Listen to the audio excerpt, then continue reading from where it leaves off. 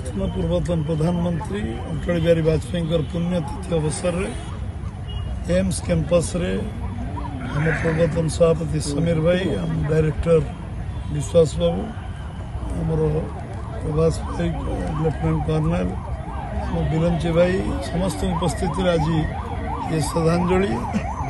उत्सव पालित एवं समस्ते आम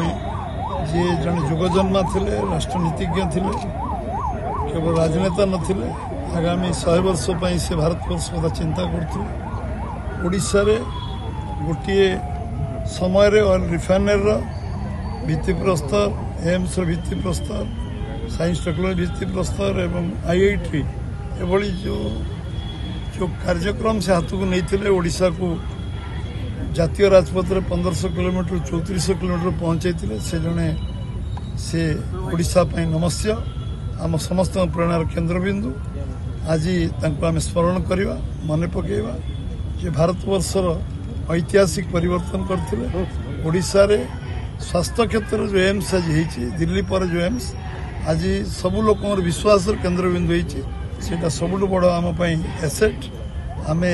जो एक्सलेंस कथा कहते निश्चित भाव में सरकार एवं कैंसर टू आरंभ कर ये विभाग 4टी विभाग रे एक्सलेंस ये आरंभ होगा जाऊँगी खूब शीघ्र अनुमोदन हम आमर जे स्वास्थ्य मंत्री जगत प्रकाश नाडा जी को खूब शीघ्र शिलान्यास करेंगे आरंभ करेंगे ये बाबद आम जो जो विषय आज बीएमसी तरफ को नापी आम अर्बन मंत्री आज मीटिंग डाकी बीएमसी इनक्लूड करने एम्स को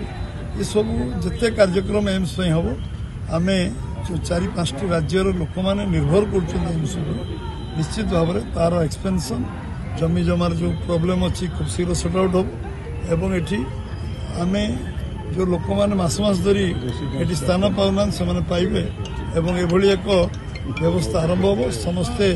आज ये स्मरणीय दिन को आम स्मरण करिया मन पकेवा एति कहवा उचित हम। धन्यवाद।